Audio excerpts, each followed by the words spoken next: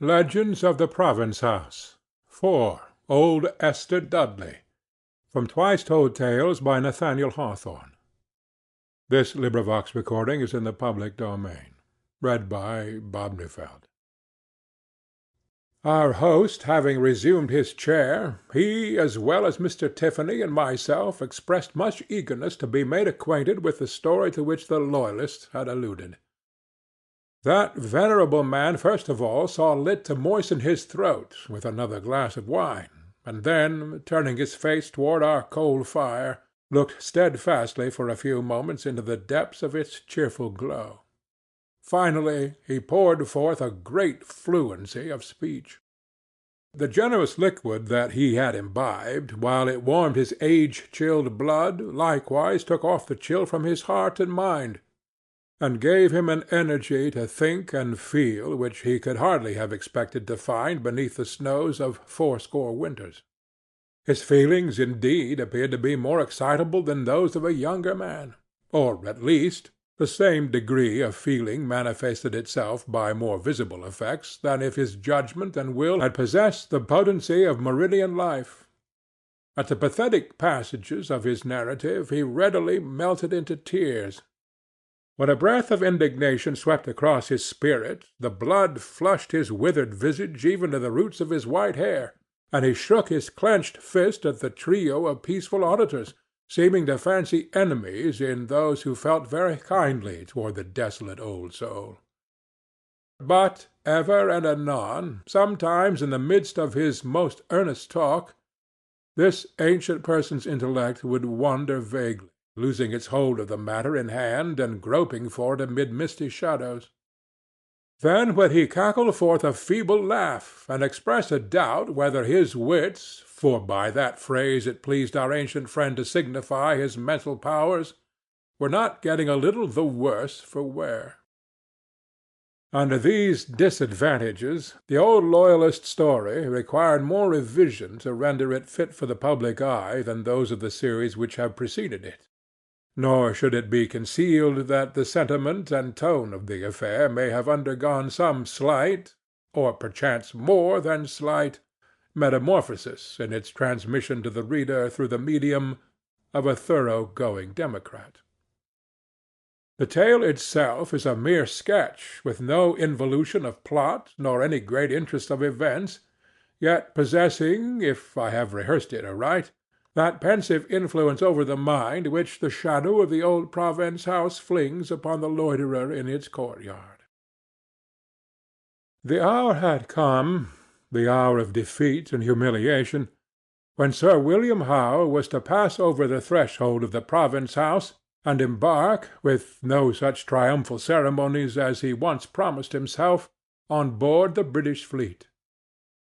He bade his servants and military attendants go before him, and lingered a moment in the loneliness of the mansion to quell the fierce emotions that struggled in his bosom as with a death-throb.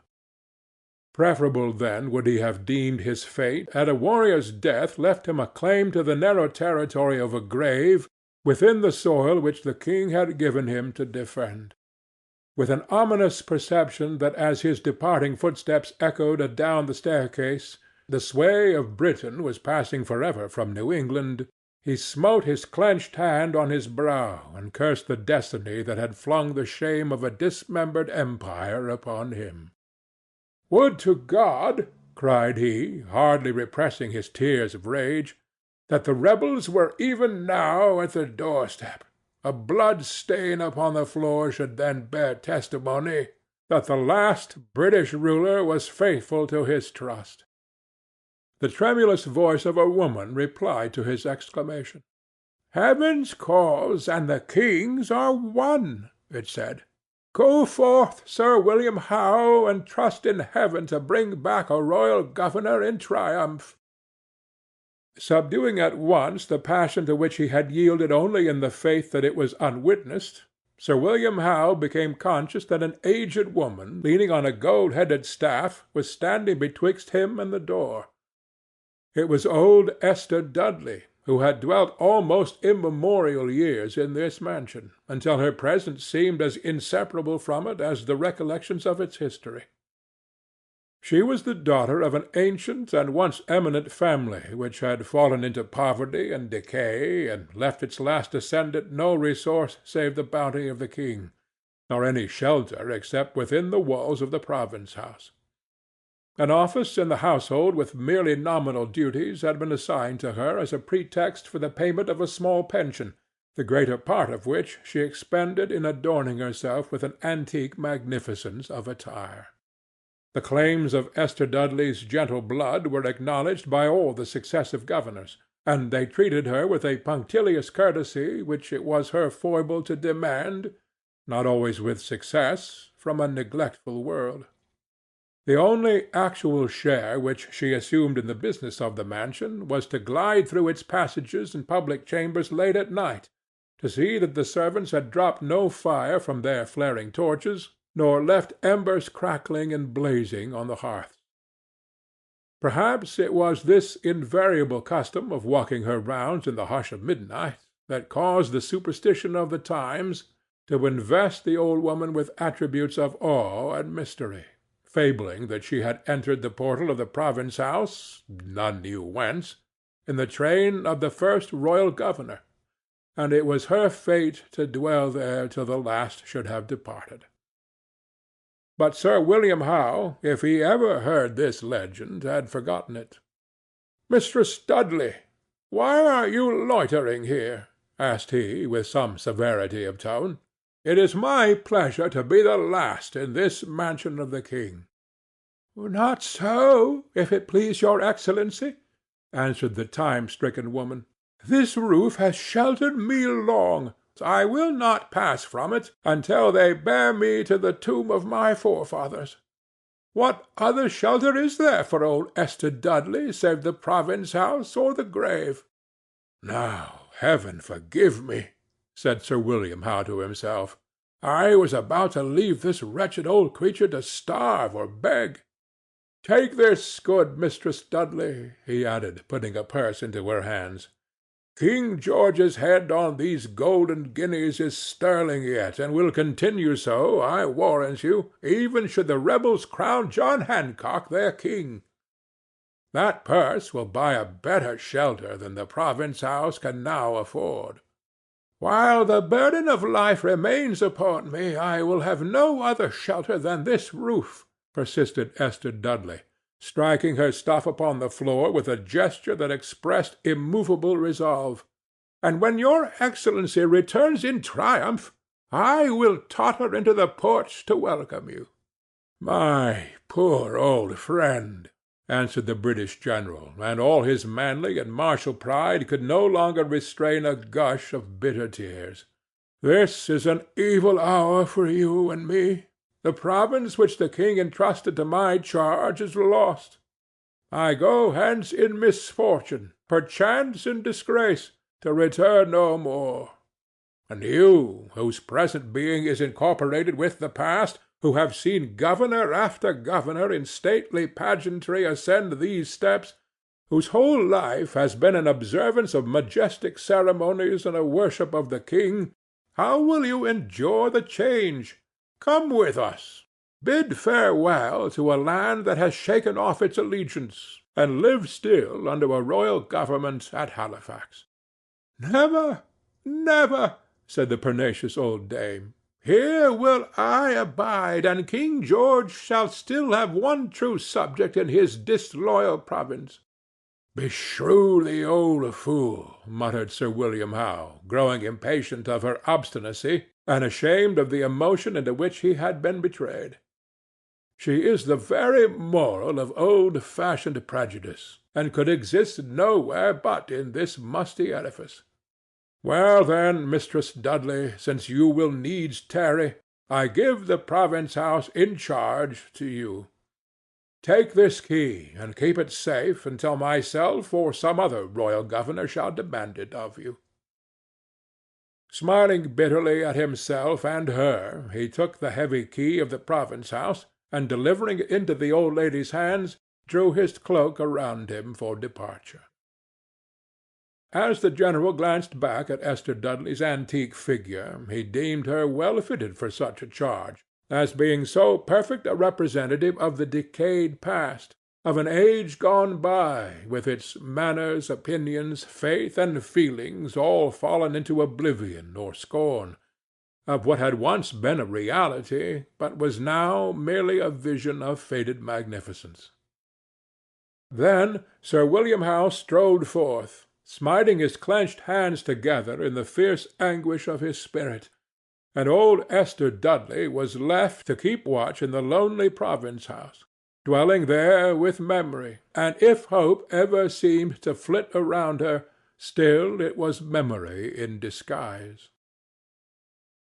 The total change of affairs that ensued on the departure of the British troops did not drive the venerable lady from her stronghold. There was not for many years afterward a governor of Massachusetts, and the magistrates who had charge of such matters saw no objection to Esther Dudley's residence in the province-house, especially as they must otherwise have paid a hireling for taking care of the premises, which with her was a labor of love. And so they left her the undisturbed mistress of the old historic edifice. Many and strange were the fables which the gossips whispered about her in all the chimney-corners of the town. Among the time-worn articles of furniture that had been left in the mansion, there was a tall antique mirror which was well worthy of a tale by itself, and perhaps may hereafter be the theme of one. The gold of its heavily wrought frame was tarnished, and its surface so blurred that the old woman's figure, whenever she paused before it, looked indistinct and ghost-like. But it was the general belief that Esther could cause the governors of the overthrown dynasty, with the beautiful ladies who had once adorned their festivals, the Indian chiefs who had come up to the province-house to hold council or swear allegiance, the grim provincial warriors, the severe clergymen, in short, all the pageantry of gone days, all the figures that ever swept across the broad plate of glass in former times, she would cause the whole to reappear and people the inner world of the mirror with shadows of old life. Such legends as these, together with the singularity of her isolated existence, her age, and the infirmity that each added winter flung upon her, made Mistress Dudley the object both of fear and pity, and it was partly the result of either sentiment that, amid all the angry license of the times, neither wrong nor insult ever fell upon her unprotected head. Indeed, there was so much haughtiness in her demeanor toward intruders, among whom she reckoned all persons acting under the new authorities, that it was really an affair of no small nerve to look her in the face. And, to do the people justice, stern republicans as they had now become, they were well content that the old gentlewoman, in her hoop petticoat and faded embroidery, should still haunt the palace of ruined pride and overthrown power, the symbol of a departed system, embodying a history in her person. So Esther Dudley dwelt year after year in the province-house, still reverencing all that others had flung aside, still faithful to her king, who, so long as the venerable dame yet held her post, might be said to retain one true subject in New England, and one spot of the empire that had been wrested from him. And did she dwell there in utter loneliness? Rumour said, not so. Whenever her chill and withered heart desired warmth, she was wont to summon a black slave of Governor Shirley's from the blurred mirror and send him in search of guests who had long ago been familiar in those deserted chambers. Forth went the sable messenger, with the starlight or the moonshine gleaming through him, and did his errand in the burial-grounds, knocking at the iron doors of tombs or upon the marble slabs that covered them, and whispering to those within, "My mistress, old Esther Dudley, bids you to the province-house at midnight." And punctually, as the clock of the Old South tolled 12, came the shadows of the Olivers, the Hutchinsons, the Dudleys, all the grandees of a bygone generation, gliding beneath the portal into the well-known mansion, where Esther mingled with them as if she likewise were a shade. Without vouching for the truth of such traditions, It is certain that Mistress Dudley sometimes assembled a few of the staunch, though crestfallen old Tories who had lingered in the rebel town during those days of wrath and tribulation.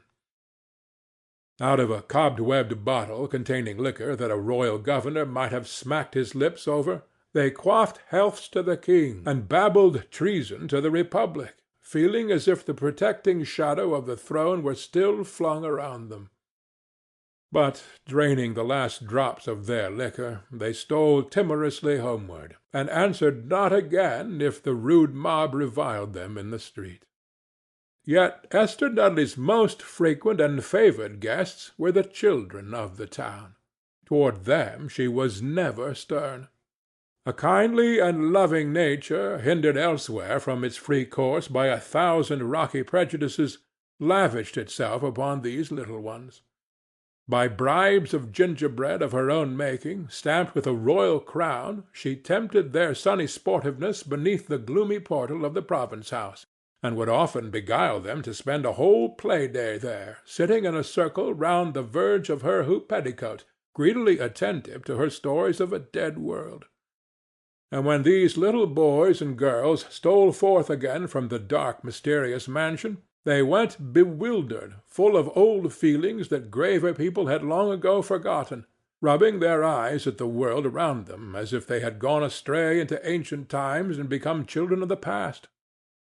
At home, when their parents asked where they had loitered such a weary while and with whom they had been at play, the children would talk of all the departed worthies of the province, as far back as Governor Belcher and the haughty dame of Sir William Phipps.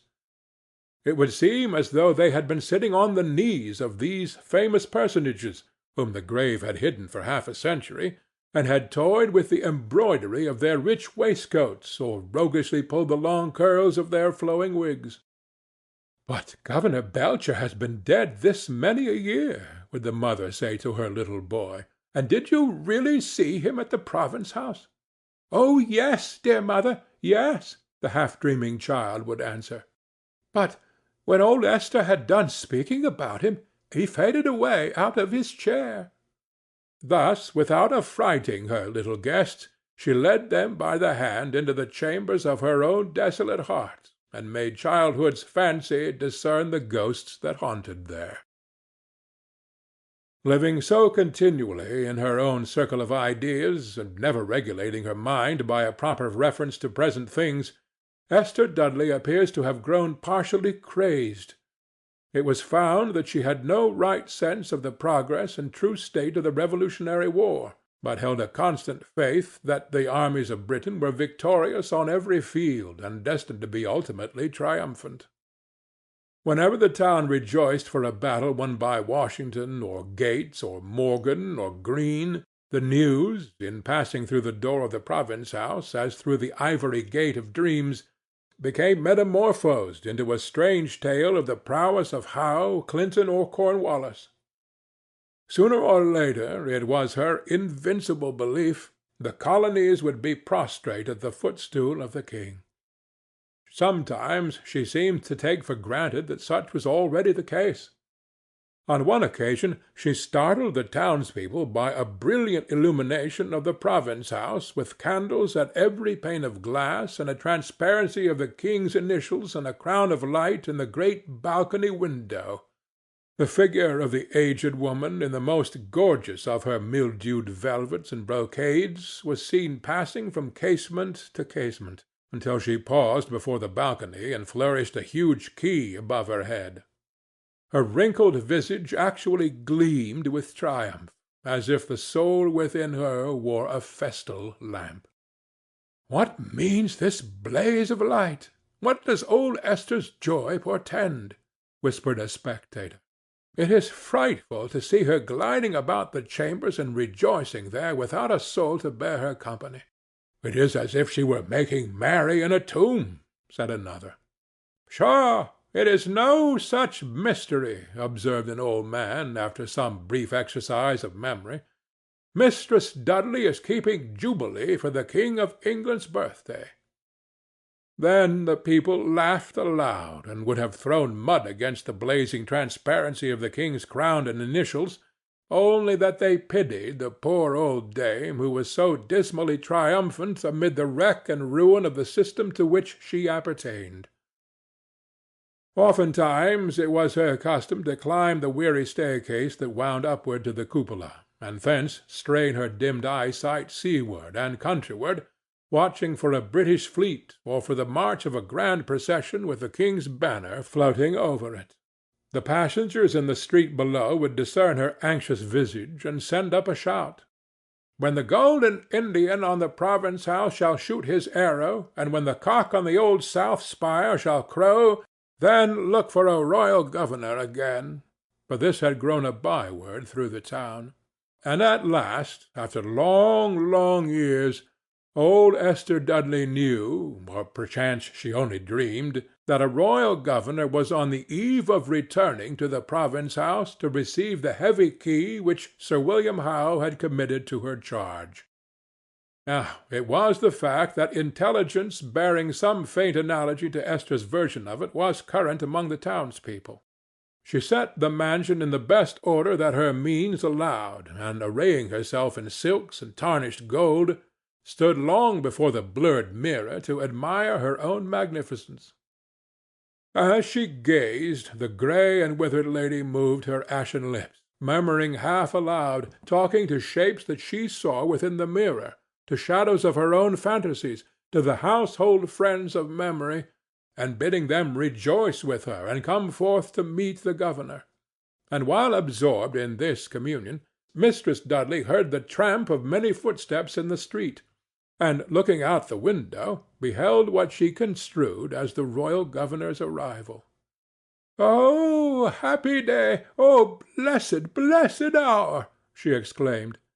"Let me but bid him welcome within the portal, and my task in the province house and on earth is done." Then, with tottering feet, which age and tremulous joy caused to tread amiss, she hurried down the grand staircase, her silks sweeping and rustling as she went, so that the sound was as if a train of special courtiers were thronging from the dim mirror. And Esther Dudley fancied that as soon as the wide doors should be flung open, all the pomp and splendor of bygone times would pace majestically into the province house, and the gilded tapestry of the past would be brightened by the sunshine of the present. She turned the key, withdrew it from the lock, unclosed the door, and stepped across the threshold. Advancing up the courtyard appeared a person of most dignified mien, with tokens, as Esther interpreted them, of gentle blood, high rank, and long accustomed authority even in his walk and every gesture. He was richly dressed, but wore a gouty shoe, which, however, did not lessen the stateliness of his gait. Around and behind him were people in plain civic dresses, and 2 or 3 war-worn veterans, evidently officers of rank, arrayed in a uniform of blue and buff. But Esther Dudley, firm in the belief that had fastened its roots about her heart, beheld only the principal personage, and never doubted that this was the long-looked-for governor to whom she was to surrender up her charge. As he approached, she involuntarily sank down on her knees, and tremblingly held forth the heavy key. "Receive my trust! Take it quickly!" cried she, "for methinks death is striving to snatch away my triumph. But he comes too late. Thank heaven for this blessed hour! God save King George!" "That, madam, is a strange prayer to be offered up at such a moment," replied the unknown guest of the province house, and courteously removing his hat, he offered his arm to raise the aged woman. "Yet, in reverence for your grey hairs and long-kept faith, heaven forbid that any here should say you nay. Over the realms which still acknowledge his sceptre, God save King George!" Esther Dudley started to her feet, and hastily clutching back the key, gazed with fearful earnestness at the stranger, and dimly and doubtfully, as if suddenly awakened from a dream, her bewildered eyes half recognized his face. Years ago she had known him among the gentry of the province, but the ban of the king had fallen upon him. How, then, came the doomed victim here, proscribed, excluded from mercy?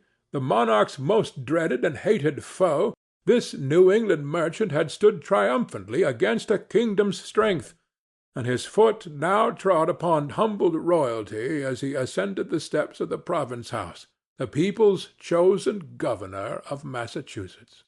"Wretch, wretch that I am!" muttered the old woman, with such a heart-broken expression that the tears gushed from the stranger's eyes. "Have I bidden a traitor welcome? Come, death, come quickly!" "Alas, venerable lady," said Governor Hancock, lending her his support with all the reverence that a courtier would have shown to a queen, "your life has been prolonged until the world has changed around you. You have treasured up all that time has rendered worthless, the principles, feelings, manners, modes of being and acting which another generation has flung aside. And you are a symbol of the past. And I, and these around me, we represent a new race of men, living no longer in the past, scarcely in the present, but projecting our lives forward into the future. Ceasing to model ourselves on ancestral superstitions, it is our faith and principle to press onward, onward. Yet," continued he, turning to his attendants, "let us reverence for the last time the stately and gorgeous prejudices of the tottering past." When the Republican governor spoke, he had continued to support the helpless form of Esther Dudley. Her weight now grew heavier against his arm, but at last, with a sudden effort to free herself, the ancient woman sank down beside one of the pillars of the portal.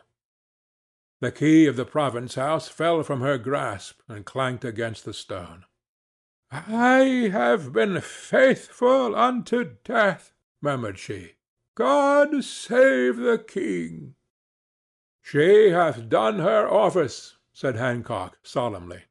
"We will follow her reverently to the tomb of her ancestors. And then, my fellow citizens, onward, onward! We are no longer children of the past." As the old loyalist concluded his narrative, the enthusiasm which had been fitfully flashing within his sunken eyes and quivering across his wrinkled visage faded away, as if all the lingering fire of his soul were extinguished. Just then, too, a lamp upon the mantelpiece threw out a dying gleam, which vanished as speedily as it shot upward, compelling our eyes to grope for one another's features by the dim glow of the hearth. With such a lingering fire, methought, with such a dying gleam, had the glory of the ancient system vanished from the province house when the spirit of old Esther Dudley took its flight. And now, again, the clock of the Old South threw its voice of ages on the breeze, knolling the hourly knell of the past, crying out far and wide through the multitudinous city, and filling our ears, as we sat in the dusky chamber, with its reverberating depth of tone. In that same mansion, in that very chamber, what a volume of history had been told off into hours by the same voice that was now trembling in the air! Many a governor had heard those midnight accents and longed to exchange his stately cares for slumber. And as for mine host and Mr. Bella Tiffany and the old loyalist and me, we had babbled about dreams of the past until we almost fancied that the clock was still striking in a bygone century. Neither of us would have wondered had a hoop-petticoated phantom of Esther Dudley tottered into the chamber, walking her rounds in the hush of midnight as of yore, and motioned us to quench the fading embers of the fire and leave the historic precincts to herself and her kindred shades. But as no such vision was vouchsafed, I retired unbidden, and would advise Mr. Tiffany to lay hold of another auditor, being resolved not to show my face in the province house for a good while hence, if ever. End of Esther Dudley.